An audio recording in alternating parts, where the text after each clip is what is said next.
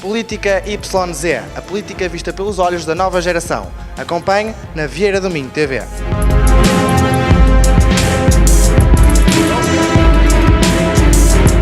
Hoje debate-se a organização territorial do país, com Miguel Martins do Bloco de Esquerda, Cristiano Pinheiro por parte do PSD e Nuno Silva na moderação deste programa.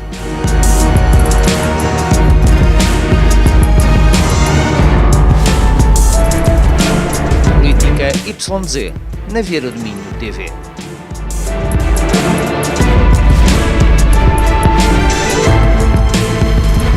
Olá a todos, sejam bem-vindos ao programa Política YZ, o segundo programa da Vieira do Minho TV que fala sobre temas políticos. Temos novamente hoje os nossos convidados, Cristiano Pinheiro, do PSD, e o Miguel Martins, do Bloco de Esquerda. Bem, não vamos começar a fazer apresentações porque já foram feitas no programa passado. Espero que tenham gostado do tema que foi apresentado no programa passado. Hoje temos um tema diferente, que é a organização do território nacional no contexto da prevenção contra os incêndios. Bem, estamos numa época que não é considerada ainda uma época de risco, mas é uma época que antecede essa época de risco, por isso devemos começar a tratar destes temas sensíveis e que podem originar desastres. Muito bem. Vou começar aqui pelo Cristiano com a primeira pergunta, que é a seguinte. No sentido, quais são as medidas dos governos e que medidas devem tomar os governos para travar estas situações de incêndios desastrosos na tua ótica? Bem, em primeiro lugar, como há pouco dizíamos em off antes do programa começar, essa será eventualmente a pergunta de €1 milhão, porque se houvesse uma solução mágica, certamente qualquer governo, ou todos os governos, seguiriam essa linha de raciocínio. Mas também para discutirmos aqui possíveis soluções, é para isso que aqui estamos e, portanto, começando desde já, eu devo dizer que a primeira palavra deverá ser sempre prevenção, ou melhor, a palavra de ordem deverá ser sempre prevenção. Falando aqui um pouco mais de medidas concretas, em primeiro lugar, não poderíamos deixar aqui à chega, por assim dizer, porque é de conhecimento de todos e é uma das coisas que ouvimos mais nos cafés e de forma até transversal ao Parlamento, até ao cidadão comum, o facto de que o Estado é o principal proprietário de bens rústicos e o principal incumpridor na limpeza de matas. Isto foi um tema bastante debatido e um assunto que muitas pessoas abordaram, porque efetivamente surgiu agora um novo pacote legislativo que vem obrigar as pessoas a limpar as matas sob pena de coima e é um bocado ingrato que o Estado venha exigir às pessoas o que o próprio Estado não cumpre. Portanto, desde logo, a primeira medida que deverá ser tomada e que deverá ser seguida à risca será a prevenção no sentido do Estado proceder à limpeza das próprias matas, que será uma boa parte da floresta. Depois disso, algo que já tem sido feito, que será a alocação de todos os meios de combate aéreo à Força Aérea. Isto é, meio de combate aéreo a fogos deverá ser sempre a Força Aérea a tratar. Só em situações excepcionais, e quando digo situações excepcionais, não digo aquilo que acontece todos os anos, que depois os governos, de forma mais ou menos encapotada, vêm dizer que é excepcional para justificar a má preparação, que será, desde logo, haver meios suficientes. E para isso, nós devemos ter meios suficientes na Força Aérea e, posteriormente, em situações pontuais de catástrofe mesmo, é que devemos socorrer-nos da União Europeia, socorrer-nos dos países vizinhos e inclusivamente, socorrer-nos dos meios privados. Depois, devemos dotar os bombeiros de meios necessários. E quando falo em meios humanos e falo em meios instrumentais. Isto é, os bombeiros têm que ter veículos, têm que ter material e têm que ter meios humanos suficientes para fazer um bom combate, o mais eficiente possível aos incêndios. E aqui também, claro, deixar uma palavra para a necessidade da profissionalização dos bombeiros e para criarmos condições mesmo económicas para que os bombeiros se possam dedicar e possam dedicar-se mesmo a essa via. Depois disso, uma medida mais concreta que passará por algo que já tem sido discutido e também que o PSD deixa aqui uma ideia de proposta que depois teria que ser, claro, estudada, debatida e transformada em lei, que seria, em primeiro lugar, a notificação aos proprietários de terrenos privados que tivessem situação de incumprimento relativamente à limpeza das matas. Posteriormente, depois dessa notificação, sendo ela sempre feita por carta registrada com aviso de recepção, de forma a que as pessoas pudessem efetivamente ser informadas e que tivessem realmente consciência. E, inclusivamente, até poder-se criar uma equipa a nível municipal ou a nível estatal, ou então o Estado regionalizar também essa parte, criar uma equipa que pudesse ir sensibilizar, principalmente as pessoas mais idosas, para ir falar com elas e dizer, atenção, o senhor está nesta situação. Não só mandar uma carta informal, como nós estamos habituados que façam, por exemplo, as finanças. Depois disso, e só se as pessoas ignorassem, uma nova notificação com um aviso de multa. Isto é, se as pessoas não cumprissem a limpeza e depois serem efetivamente informadas, serem multadas, e essa multa sempre em função dos rendimentos. Isto é, quem tem mais capacidade para limpar, quem tem mais rendimentos declarados, teria multas mais pesadas do que quem não tem. E depois, uma última fase que passaria por uma limpeza efetiva da parte do Estado e que depois apresentaria a fatura aos proprietários, caso eles ainda assim teimassem em não limpar, que passaria depois através do Serviço de Finanças e de meio de cobrança e eventualmente através se não houvesse outros meios, através da cobrança da execução fiscal através dos próprios terrenos. Posteriormente, e deixando, já vi que estou aqui a ultrapassar um bocadinho o tempo, apenas dar uma nota para a educação, a necessidade de se educar desde base para esta temática, e depois uma questão que eu sei que é um bocado polémica, principalmente aqui com o Bloco, que será a questão de eventualmente colocarmos os nossos presos de uma forma voluntária, claro, mas com eventuais repercussões nas próprias penas de reintegração, por os nossos presos a limpar as nossas matas. Cristiano, antes de ir aqui para o Miguel, só um pequeno parênteses aqui que eu reparei no teu discurso que estiveste aqui sobre esta pergunta. Achas que na questão da organização do território o Estado conseguirá comportar toda a limpeza do vasto território florestal do nosso país? Achas que é viável e é possível? Assim, em primeiro lugar, se me disserem que isto terá que se fazer de hoje para amanhã, é óbvio que a resposta é negativa. O Estado nunca terá essa capacidade. Mas estamos a falar de um processo que demora décadas, ou que, independentemente do que demorar, tem que se começar já. Isto é, se o Estado tivesse começado há 30 anos atrás, hoje teríamos uma floresta em modo de gestão, uma floresta que estaria limpa e que seria necessário ir fazendo aqui uma manutenção. Enquanto, se nós eventualmente deixarmos andar, nunca iremos resolver o problema e, portanto, o essencial será mesmo dar aqui o tiro de partida. Miguel, a pergunta para ti sobre a organização do território e as medidas que o Governo deve ter para combater este desastre dos incêndios. Relativamente à reorganização territorial, o Bloco defende uma regionalização e não uma descentralização administrativa, como eu já referi no programa passado, em que basicamente os municípios ganham poder e depois não são capazes de lidar com estes novos poderes adquiridos.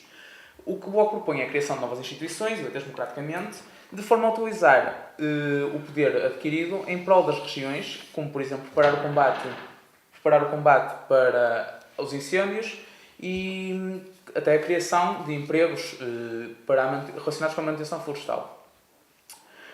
Relativamente à atuação política, eu começava por referir o que não fazer. Evitar medidas absurdas, como a lei dos eucaliptos, popularmente conhecida, aquela lei de Assunção Cristas, que foi Ministra da Agricultura, que foi uma das grandes medidas que teve influência nos incêndios de Pedrógão Grande.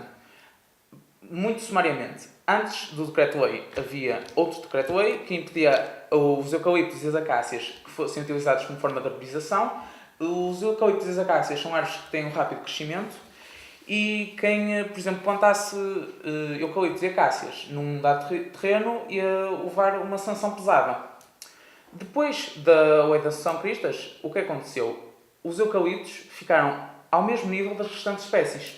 Ou seja, eu poderia plantar um eucalipto no meu terreno, à vontade, com algumas restrições, claro, mas apenas necessitaria de uma autorização para áreas superiores a 2 hectares. Ou seja, para áreas menores a 2 hectares, seria apenas necessária uma comunicação. 92% das comunicações eram, curiosamente, eucaliptos, 4% pinheiro manso e 4% de outras espécies.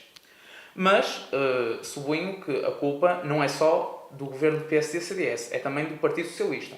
O Partido Socialista, após os incêndios de 2017, avançou com uma medida que não permitia a instalação de plantações de eucaliptos, onde não existissem antes, também não permitindo a plantação destas árvores em áreas superiores a 0,5 hectares.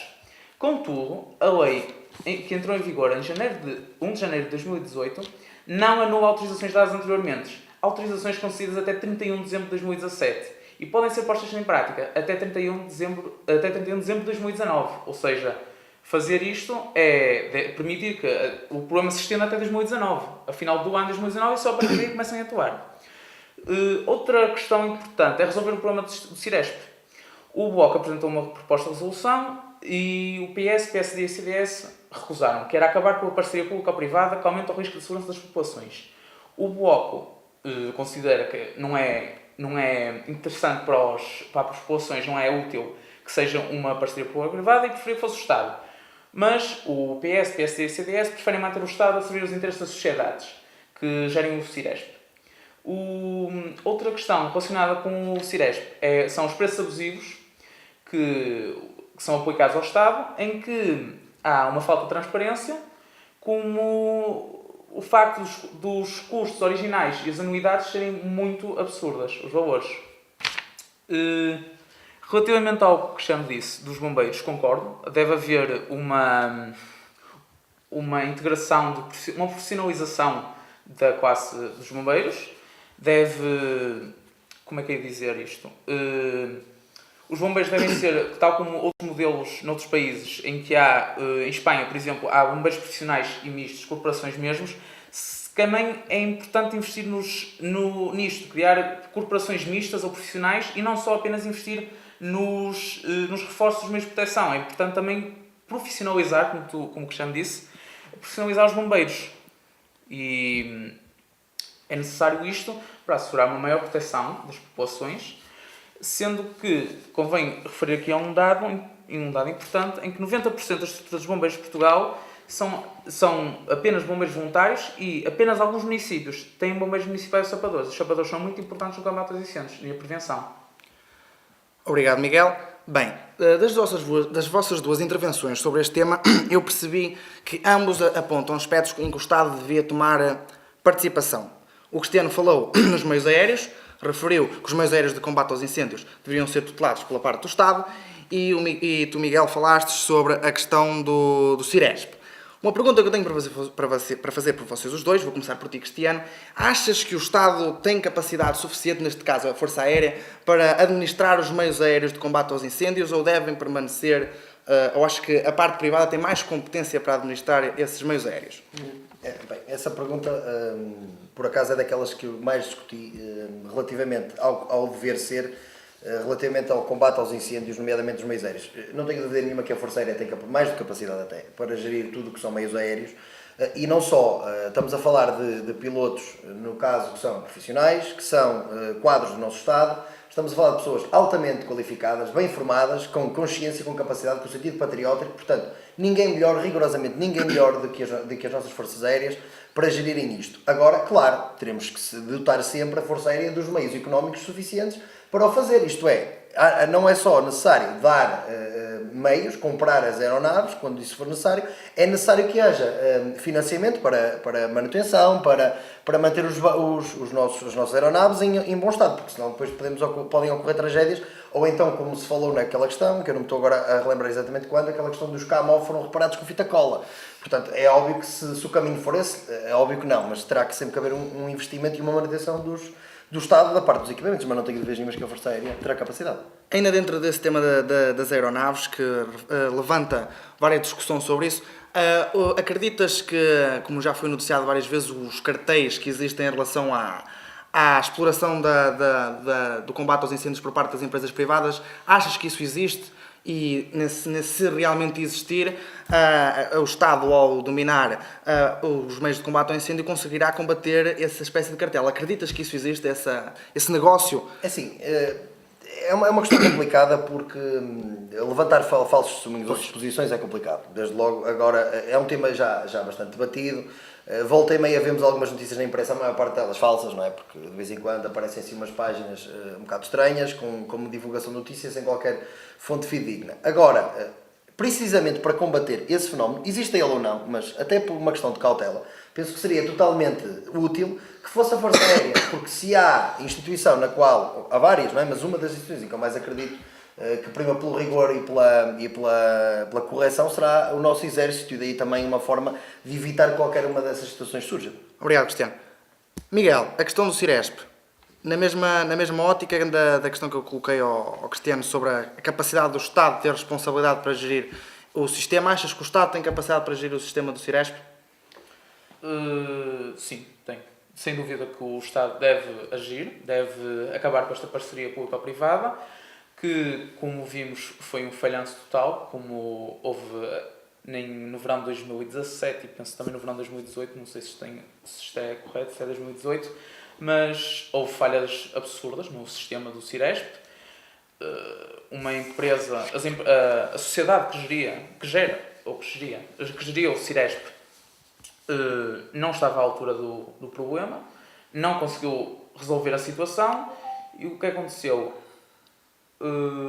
Houve uma falha de comunicação enorme, acho que até, eu não sei se isto é verdade, não sei se estou a ser factual, mas acho que foi uma das causas ou uma das falhas para que ocorresse o incêndio da estrada que mataram do Pedrógão Grande. Foi uma falha de comunicação que houve, ou pelo menos esteve na base, esteve relacionado com isto. Sim.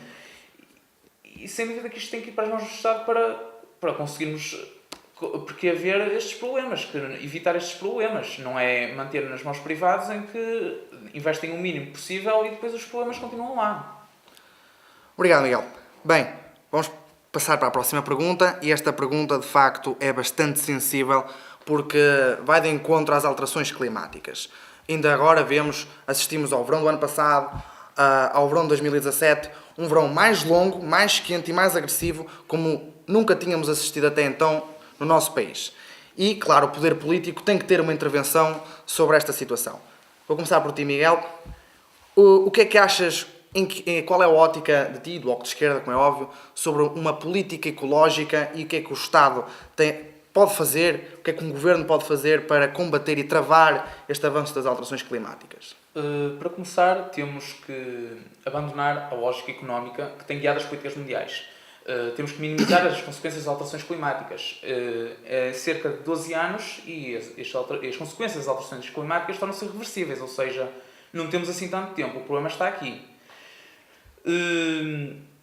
Convém referir que se o clima fosse um banco já estava salvo. É um facto. Os políticos estão mais preocupados em resgatar bancos do que resgatar planetas. E, por esta razão, o Estado tem que intervir. Tem que, por exemplo, a questão de descarbonização total que o Governo cria até 2050 tem que acabar em 2030. Não vamos alargar o problema. A questão do Acordo de Paris, por exemplo, já ser uma medida de avanço, mas não é suficiente, é preciso mais. E ainda há países que estão a recusar aderir a isto, não querem fazer isto. E o problema é que não é uma questão de um banco que está em jogo, é o nosso futuro, o futuro da minha geração, da geração do Cristiano, da tua geração, do Nuno, toda esta geração.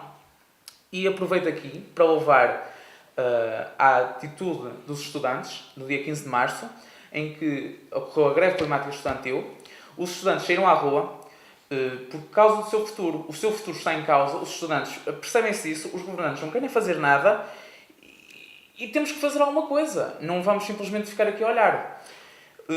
Também quero referir à atitude da Greta Thunberg, a menina sueca que se manifestou desde setembro do ano passado à porta do Parlamento sueco e começou esta mobilização que chegou ao nível mundial, foi 1,4 milhões de pessoas, de estudantes, que saíram à rua, 30 mil estudantes em Portugal e em 27 cidades, incluindo Braga, e que também convém referir, aqui acho um bocado estranho, por parte do Partido Popular Europeu, que faz parte do PSD e do CDS, e no Parlamento Europeu tentaram silenciar a voz desta menina e de toda uma geração, porque o problema não é só de uma porção, o problema é o nosso futuro, é o facto destas medidas económicas focadas em fazer lucro já não resultam. Não podemos continuar nisto, temos que acabar com esta economia baseada em... peço desculpa, está-me a faltar a palavra, em petróleo, em gás natural. Não, temos que arranjar medidas renováveis, há outros meios para isto. Obrigado, Miguel. Cristiano, o que é para ti uma política ecológica?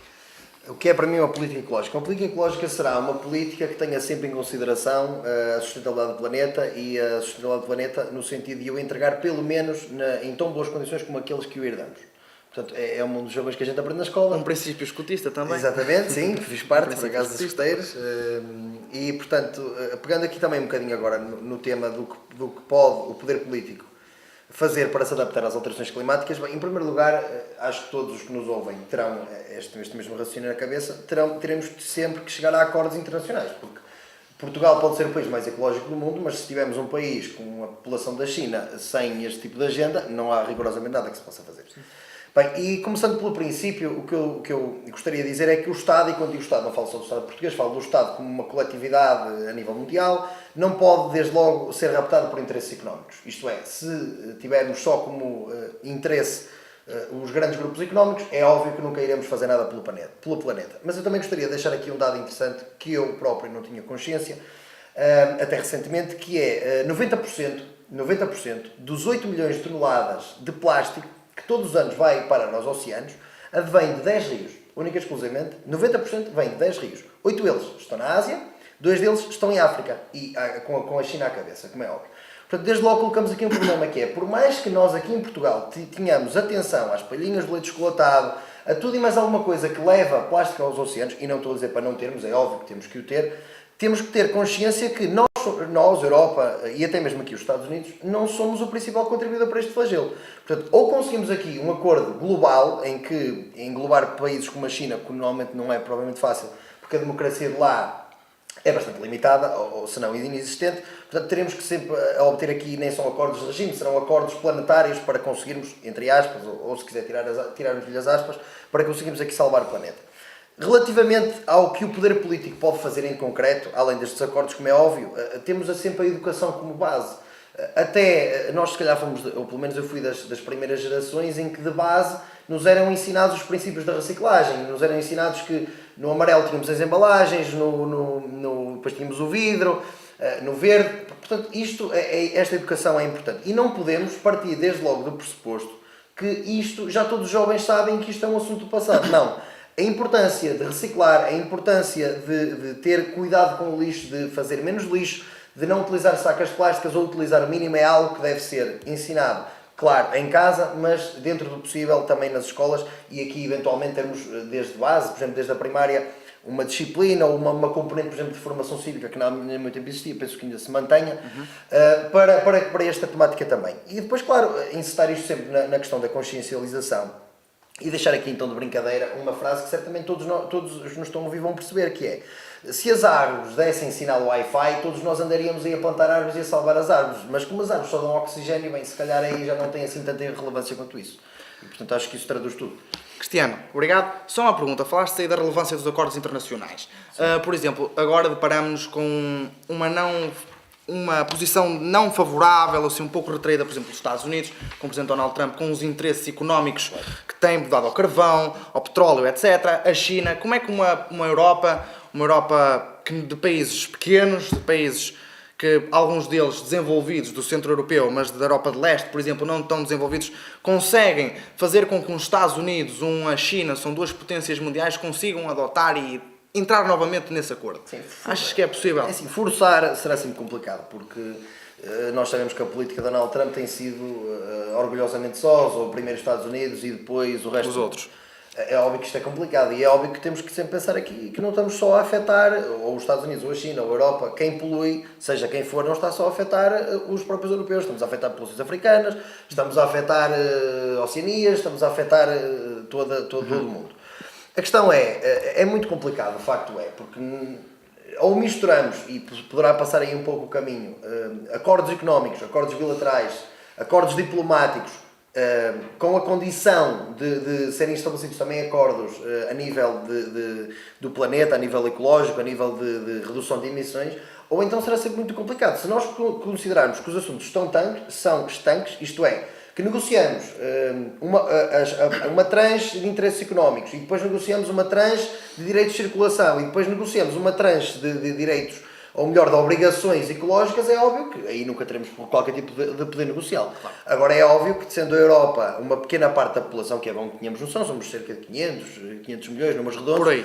Estamos a falar que a China terá várias Europas dentro de si, portanto é óbvio que o nosso poder nesse aspecto será relativamente reduzido. Mas estará sempre a passar por aqui. Obrigado, Cristiano. Uma pergunta para vocês, a nossa próxima pergunta. Portugal. Portugal é um país com um vasto território florestal, bastante litoralizado, com um centro despovoado, com um interior bastante despovoado e com muita floresta. A minha pergunta é: que organização territorial terá que ter o nosso país para combater e diminuir este fenómeno dos incêndios? Bem, vou começar pelo Cristiano, há pouco comecei pelo Miguel. Acho que na tua pergunta estavas quase a dar a resposta, ias falar em regionalização. Sim. Não é? Bem, este é um dos temas que está mais em voga e que parece-me que será só uma questão de tempo. Acho que falta coragem política. Neste caso, terei que apontar a dedo ao atual governo, porque são eles que têm digamos assim, a batata do lado deles, mas a regionalização é algo que vai avançar, é uma questão de tempo, mais ou menos encapotada, ou melhor, quanto mais encapotada a regionalização, pior será, porque é um passo que terá que ser dado. Bem, em primeiro lugar, eu considero que terão que ser sempre as autarquias a ter aqui um papel fundamental. Isto é, nós temos aqui uma questão em Vieira de Minho, por exemplo, temos aqui incêndios ali na zona da Serradela, a floresta foi completamente devastada e a Câmara, até onde eu sei, estaria com bastantes dificuldades em conseguir aqui o acordo, ou a autorização, ou a parceria do Estado para reflorestar toda aquela zona e ter a gestão daquela parte florestal. Isto não pode acontecer. Nós temos que ter as autarquias com total autonomia dentro de uma política macro, a nível de organização florestal do país, que seja depois implementada por cada uma das autarquias. É óbvio que teremos que se falar aqui sempre em apoio estatal. É óbvio que é o Estado que recebe os nossos impostos e é óbvio que terá de ser o nosso Estado a reencaminhar parte desses impostos, parte dessas verbas angariadas, parte do dinheiro que advém, por exemplo, do imposto de combustível, entregue diretamente às autarquias. Agora o problema é este, é que o Estado, e toda a gente sabe isto, o Estado quer reduzir o déficit e a melhor maneira de reduzir o déficit é concentrar a receita a nível central e diminuir a despesa ou pelo menos tentar não aumentar muito a despesa. E o problema é que abrir os cordões à bolsa, nomeadamente nesta questão climática ou nesta questão de gestão de florestas para a autarquia, é algo que o Estado não quer fazer, porque, claro, quanto mais centralizar o dinheiro, mais fácil é para si apresentar bons números de déficit. E, portanto, aqui, e falando aqui um pouco na regionalização, penso que terão que ser sempre as autarquias a ter um papel fundamental, com a coordenação de uma entidade macro, antes do Estado, que será uma região, por exemplo. As particularidades da floresta da nossa região, da região de Vieira, da região de Cabeceiras, da região de Faf, serão exatamente as mesmas. O tipo de floresta é exatamente igual, o tipo de problemas que a falta ou o excesso de algumas espécies florestais poderão criar são exatamente iguais. Portanto, temos que ter as autarquias com autonomia e com uma supervisão, ou com um controle, ou com uma concertação feita pela região. E depois, penso que a coordenação dos meios a nível supramunicipal, por intermédio, claro, aqui dessa entidade, que seria a região, penso que será a única forma de nós conseguirmos aqui ter uma maior eficiência, porque não é aceitável que um município queira reflorestar uma zona ardida e esteja meses com problemas que isso cria de deslizamento de terras, com um problema que isso cria de crescimento florestal, com todos os problemas e mais alguns que facilmente todos os nossos espectadores conseguem perceber, e que isto seja burocrático. É completamente incompreensível quando temos a autarquia, que é quem tem os meios, quem tem os quadros técnicos, a perceber exatamente aquilo. É completamente incompreensível. Como é que nós temos um senhor em Lisboa, seja o secretário de Estado, seja quem for, a tomar decisões relativamente à floresta de Vieira de Minho? Isto é incompreensível e incomportável num país de primeiro mundo e que se quer desenvolvido neste parâmetro. Obrigado, Cristiano. Miguel, para ti a mesma pergunta. Só um breve comentário ao que Claro, Cristiano disse anteriormente, relativamente às pessoas. É importante reciclar, mas mais importante é consumir menos. E também atacar as grandes empresas que não cumprem padrões ecológicos. Por exemplo, a Celtejo, houve há uns tempos, acho que foi o ano passado, se não estou em erro, em que poluiu e o que aconteceu? Levou uma multa, mas como o que fez, a poluição que causava, compensava mais causar aquela poluição do que pagar a multa, pronto, fazemos isto e depois pagamos a multa porque é mais fácil. Isto não pode ser, temos que começar a agir de forma mais pesada sobre as empresas, as grandes multinacionais que causam estes problemas. Por exemplo, Nestlé, para produzir chocolate, precisa de uma componente que, para ser obtida, tem que ser obtida no Sudeste Asiático e penso que seja na Malásia. E uma das grandes causas para a extinção de espécies, nomeadamente dos orangotangos, é a obtenção daquela matéria para produzir chocolates, de tal forma que eles começam a desflorestar as florestas onde vivem os orangotangos e depois começam as espécies a desaparecer. A Amazónia, outro exemplo, em que a atitude do Presidente do Brasil é não querer saber da floresta. Isso não é bem verdade, mas ok. Há bastantes mitos relativamente ao Bolsonaro, ele só tomou posse há meses a dias Mas- e há aqui mas uma série de mitos encapotados. Eu vi a semana passada que 300%, a desflorestação aumentou 300% numa semana. 300%, não é? Depende de quanto é que estás a comparar. 300% desta semana anterior, talvez, não é? Porque no fim do mandato não se fez rigorosamente nada. Sim, mas mesmo assim, desflorestar não é solução. Mas também sabemos que, por exemplo, o Bolsonaro é um aliado e tem uma política bastante parecida com a Donald Trump. Exato. Se Donald Trump já... A nível de discurso, eu diria Sim, que a nível de discurso, ele já, Donald Trump aderiu na questão dos minerais, a nível do carvão, como nós falámos há pouco, afastou-se do Acordo de Paris. É muito possível que as ideologias de Bolsonaro sejam bastante Bolsonaro parecidas. disse que ia sair. Disse Disse que que ia estava sair. a ponderar sair. Está a ponderar sair, ou seja, mais um elo que se parte na questão da importância dos acordos internacionais, como referiste há pouco. E só uma coisa, uma questão, o presidente Donald Trump é negacionista quanto às alterações climáticas. E não só.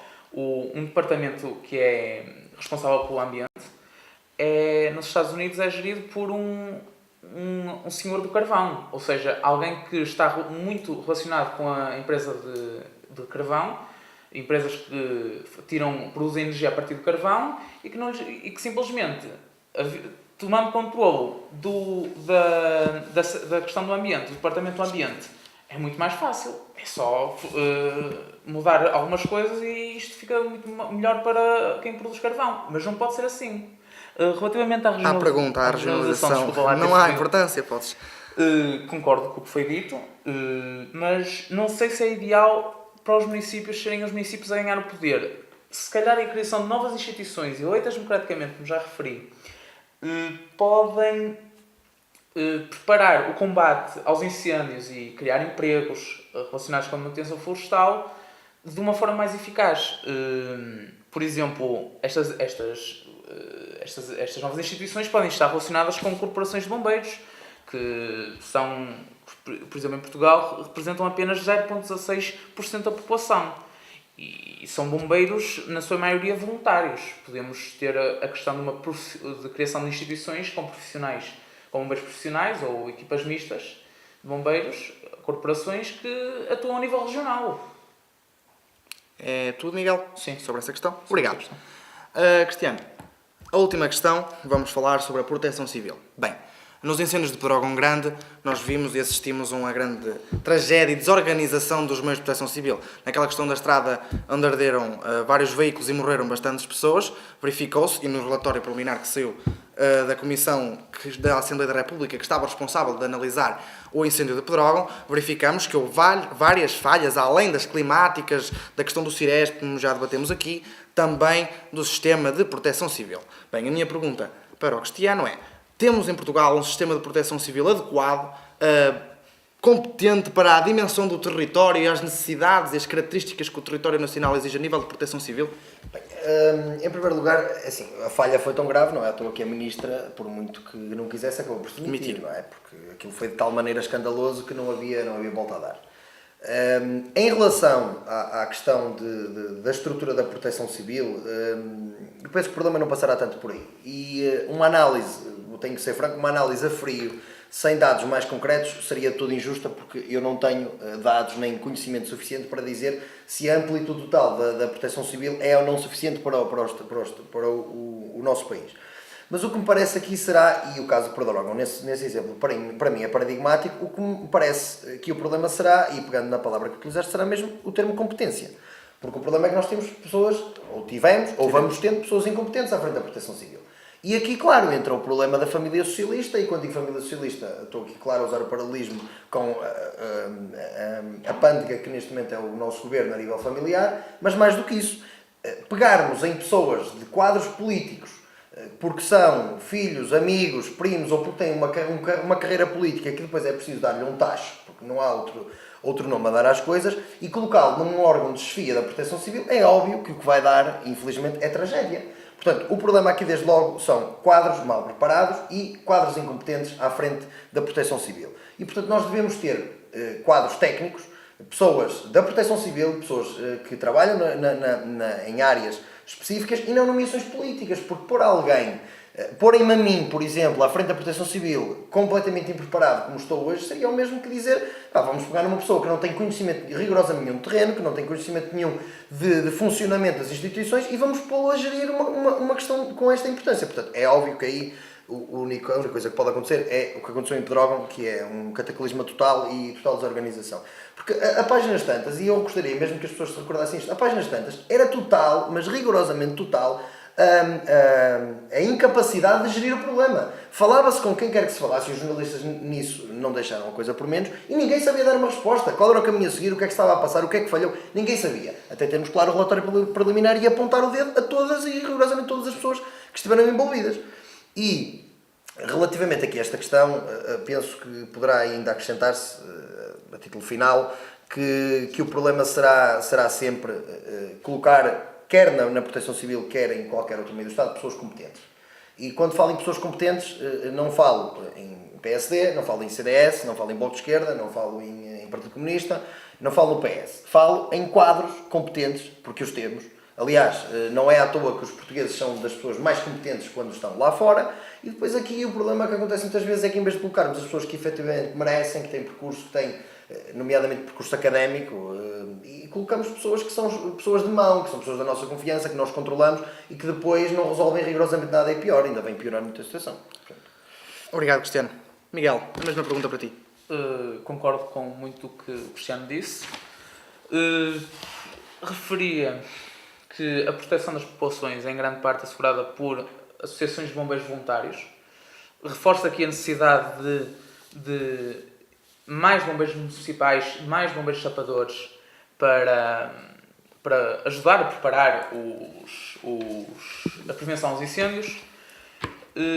É também necessária a questão da profissionalização e concordo com o que foi dito, é necessário pessoas competentes à frente da Proteção Civil, não pode ser simplesmente qualquer um, tem que ser pessoas que sejam capazes de enfrentar o problema.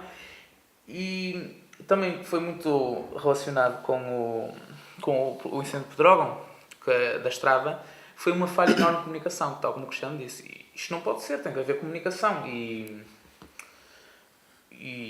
é preciso agir, é preciso tomar medidas concretas, tomar posições que resolvam os problemas, não é simplesmente ignorar e pronto. Algo que também é importante neste ponto que está relacionado com os incêndios é a despovoação do interior, eu referia. São necessários incentivos fiscais para a fixação da população no interior, assegurar serviços públicos de qualidade, entre outras medidas, de forma a poder prevenir que as pessoas, prevenir que haja incêndios. As pessoas vão para o interior, começam a morar lá, começam-se a fixar e começam a fazer a sua vida lá. Claro que isto vai exigir uma estratégia imensa, vai ser preciso muitos incentivos fiscais, assegurar serviços públicos, como já referi, mas acho que é necessário porque há terrenos que são simplesmente abandonados e porque são pequenos, não são rentáveis e aí se calhar é papel do Estado gerir e evitar estes incêndios, gerir aqueles terrenos. E é importante também a Proteção Civil estar bem organizada, porque isto não é só um papel das populações, é também do Estado, e o Estado, como tem influência na Proteção Civil, deve escolher pessoas competentes para lá, tal como o Cristiano disse. Obrigado, Miguel. Bem, já nos cedemos um pouco no nosso tempo, mas ainda há tempo para uma pergunta final, um remate final que vocês queiram fazer. Têm alguma questão a colocar? Algum tema a debater neste final dentro da gestão do território para combate aos incêndios? Eu gostaria só de pegar aqui, porque foi de facto muito bem frisada a questão da despoblação do interior. Apesar de não fugir ao tema, eu não abordei no meu ponto inicial porque já não tinha tempo, tinha isso pensado, mas de facto a despoblação do interior, e Vieira de Minho acaba por ser, estamos ali já no limite do que já é considerado interior, e um dos grandes problemas é de facto o desinvestimento no interior. Não tínhamos dúvidas nenhumas que o nosso país, ao ser totalmente centralizado em Lisboa, e de certo modo no Porto, mas principalmente em Lisboa, faz com que quem gere a coisa pública olhe para os serviços públicos do ponto de vista utilitarista. Isto é, há pessoas suficientes ali para um centro de saúde, mantemos o centro de saúde. Não há, fecha o centro de saúde. Há pessoas suficientes para um tribunal, e por exemplo basta dar um exemplo que o Tribunal de Vieira de Minho teve durante algum tempo a pensar no seu encerramento. E, portanto, é perfeitamente compreensível, e concordo plenamente aqui, que terá que ser através daqui que nós podemos combater também os fogos e combater até mesmo a unidade do país. Porque nós não podemos continuar a ter um Ministério que trata de pescas e está em Lisboa. Ou um Ministério que trata de Agricultura e está em Lisboa. Ou um Ministério que trata de tudo e mais alguma coisa e está sempre, rigorosamente sempre em Lisboa. Isto já foi falado, o problema é que é óbvio que depois da coisa estar feita e estar instituída é muito difícil mudar, porque tinha toda a lógica que parte dos ministérios fossem distribuídos pelo país, ou pelo menos tivéssemos duas ou três subsedes, digamos assim, do Ministério, para poder ver as necessidades das populações em concreto. Agora, é claro que é muito fácil, e para rematar mesmo, é muito fácil fechar um tribunal em Vieira sem nunca ter vindo a Vieira, sem perceber o impacto real que isso vai ter nas populações, sem perceber que um centro de saúde, deixar de existir um centro de saúde numa terra, é meio caminho andado para que as pessoas saiam dessa terra. E, portanto, a desflorestação, a perda de população, tudo isto contribui para os incêndios, porque um território abandonado nunca será um território limpo e asseado. Obrigado, Cristiano. Bem, com essa intervenção que tu fizeste, podemos concluir que, de facto, o que prejudica é mesmo o monocentrismo que temos no nosso território, a concentração de serviços na capital e depois a forte litoralização, mesmo ali na cidade do Porto, etc., sobre os serviços são realmente bastante concentrados e mal distribuídos a nível do território. Miguel, algum remate final que tenhas para concluir? Referir que concordo com o que o Cristiano disse relativamente aos serviços públicos, os centros de saúde, escolas que são fechadas e as crianças, por exemplo, de uma aldeia têm que se deslocar 20 km por dia de manhã para ir a outra escola porque aquelas não tinham alunos suficientes para funcionar. Mas também não é só por aí, também, por exemplo, a questão dos balcões CTT que são fechados, já houve vários protestos, o Bloco é contra isso, nomeadamente em aldeias fecharem balcões CTTs porque não são rentáveis e depois as pessoas ficam sem esse serviço e depois não têm como fazer. E claro que isto, como o Cristiano referiu bem, isto vai levar as pessoas a abandonarem o país e a fixarem-se no litoral. É necessário atuar, é necessário combater a despovoação no interior, não só por motivos de abandonar os territórios, mas também porque é necessário que se previnam os incêndios e as pessoas lá podem ajudar a prevenir. E sendo o interior uma zona do país com vários incêndios, se houvesse lá mais pessoas, mais prevenção e mais atuação dos serviços, como por exemplo, se houvesse lá corporações de bombeiros, e aqui entra a regionalização, as regiões terem instituições, como por exemplo instituições de bombeiros profissionais ou mistos, lá naquelas zonas, poderíamos evitar catástrofes autênticas. Obrigado, Miguel. Bem, com este programa, e acho que é do acordo dos dois, conseguimos concluir que os incêndios no nosso país têm duas causas salientes. As alterações climáticas, acho que é unânime, e depois também a questão do despovoamento do território nacional, a litoralização e o despovoamento do centro. Bem, concluímos assim o nosso programa Política YZ. Muito obrigado por estarem a assistir, agradecer ao Cristiano pela sua presença, agradecer ao Miguel também pela sua presença. Sigam-nos no Facebook, no Instagram, sigam o nosso canal do YouTube e deixem like, compartilhem e comentem. Muito obrigado.